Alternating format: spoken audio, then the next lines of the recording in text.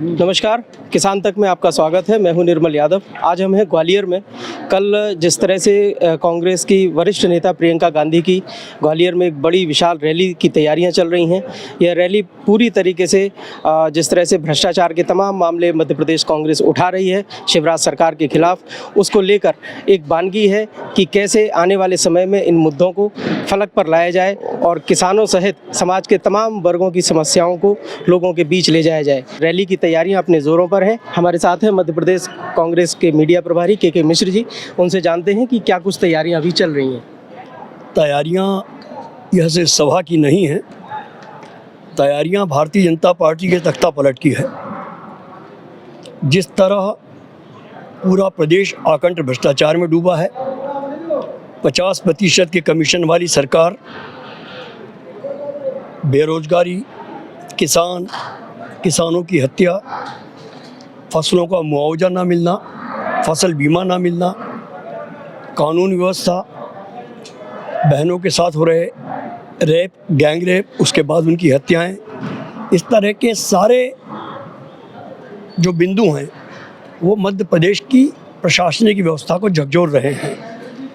और माफियाओं का एक गठबंधन जिसमें सरकार के लोग शामिल हैं, भाजपा के लोग शामिल हैं, ब्यूरोक्रेट शामिल हैं और विभिन्न किस्म के माफिया शामिल हैं, ये समानांतर सरकार चला रहे हैं। तो उस गठजोड़ को ध्वस्त करने के लिए, मध्य प्रदेश की पुरानी परंपराओं को पुनर्स्थापित करने के लिए और एक भयमुक्त प्रदेश की स्थापना को लेकर कांग्रेस पार्टी की हमारी नेता प्रियंका गांधी जी कल सभा में शिरकत करेंगी। और जो उत्साह आम पब्लिक का इस सभा को लेकर आ रहा है, हम ऐसा समझते हैं कि वो पूरे प्रदेश में एक व्यापक राजनीतिक संदेश के रूप में भ्रमण करेगा और उसका सीधा लाभ भाजपा मुक्त मध्य प्रदेश करने को हमें मिलेगा। क्या इसको माना जाए कि आने वाले समय में जो चुनाव है, विधानसभा का चुनाव है, उसकी तैयारियां और उसके प्रचार का आगाज़ इस रैली को माना जाए? और जिस तरह से पटवारी भर्ती घोटाले को लेकर मुद्दा बहुत जोरों पर चल रहा है, गर्म है राजनीति, इस तरह के और कैसे मुद्दे होंगे जो किसानों को प्रभावित सीधे करते हों और जो राजनीति का भी मुद्दा बन जाएंगे? देखिएगा, चुनावी आगाज़ तो प्रियंका गांधी जी ने मां नर्मदा के तट पर पूजन के साथ जबलपुर से किया है। यह उस आगाज का दूसरा पड़ाव है और यह पड़ाव उन खुददारों और गद्दारों की भूमि पर है जिसने इस प्रदेश की संरचना को विकसित करने में काफ़ी हद तक अपनी भूमिकाएं निभाई हैं। यही नहीं, आज़ादी के आंदोलन में भी यहाँ के खुददार नागरिकों की भूमिका एक सराहनीय भूमिका रही है। तो यहाँ हमें पूरा विश्वास है कि ग्वालियर चंबल का व्यक्ति या मतदाता खुददार मतदाता है।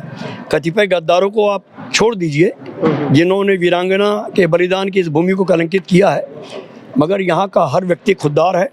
और खुददारी का जो आकलन हम लोग कर रहे हैं, हमें उम्मीद है कि यहाँ जो कांग्रेस की ताकत मजबूत हो रही है वो भाजपा का खाता भी शायद न खुले। आप खुददार और गद्दार की बात कर रहे हैं, नाम लेने से बच रहे हैं, क्या वजह है? मुझे 10 सिंधिया जी से भी कोई खौफ नहीं है। मैं उनके खानदान को कह रहा हूँ गद्दार। इन्होंने तो हमारी सरकार गिराई है, जनादेश के माध्यम से चुनी हुई माननीय कमलनाथ जी के नेतृत्व के। इनके खानदान ने देश के साथ गद्दारी की है। चाहे महात्मा गांधी की हत्या हो, चाहे देश का आज़ादी का आंदोलन हो, मुखबिरी से लेकर भत्ते से लेकर दलाली तक इन लोगों ने की है। 67 में हमारी सरकार गिराई है डीपी मिश्रा जी की, और उसी चरित्र को अपनाते हुए 2020 में माननीय कमलनाथ जी की सरकार गिराई है। तो ये लोग राष्ट्रभक्त और देशभक्त तो हो ही नहीं सकते हैं। ये एक व्यवसायी राजनेता हैं, अपने काले धन को बचाने के लिए राजनीति में रहते हैं और सुविधा की राजनीति करते हैं। इनका सरोकार लोकतंत्र से, संवैधानिक मर्यादाओं से, देश से नहीं है। अगर इस रैली की बात की जाए जो कि कल की आप लोग तैयारियां कर रहे हैं, गांव, खेत, किसान, खलिहान के जो मुद्दे हैं वह इस रैली में कितनी प्रमुखता से उठाए जाने वाले हैं? मध्य प्रदेश के इतिहास में जब से मध्य प्रदेश 1956 से बना है, तब से लेकर आज तक सर्वाधिक किसानों की आत्महत्याएं सो कॉल्ड किसान पुत्र शिवराज सिंह जी के कार्यकाल में हुई हैं। 29,000 से अधिक किसानों ने आत्महत्याएं की हैं।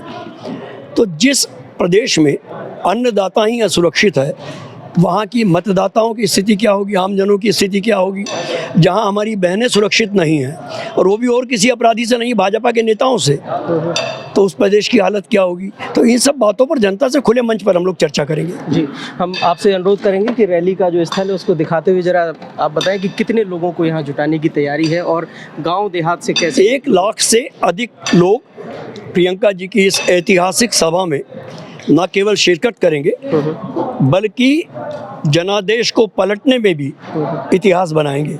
जी, जिस तरह से के मिश्रा जी ने कहा कि यह तख्ता पलट की रैली है, किसान, गांव, खेत और खलियान के मुद्दे बहुत प्रमुखता से उठाए जाएंगे और मध्य प्रदेश की राजनीति में जिस तरह से विधानसभा चुनाव की दहलीज पर ये सूबा खड़ा है, खेत, किसान और खलियान के मुद्दे प्रमुखता से उठाए जाएंगे और यही मुद्दे शायद इस राज्य का राजनीतिक भविष्य भी तय करने में प्रमुख भूमिका निभाएंगे। ग्वालियर से निर्मल यादव, किसान तक के लिए।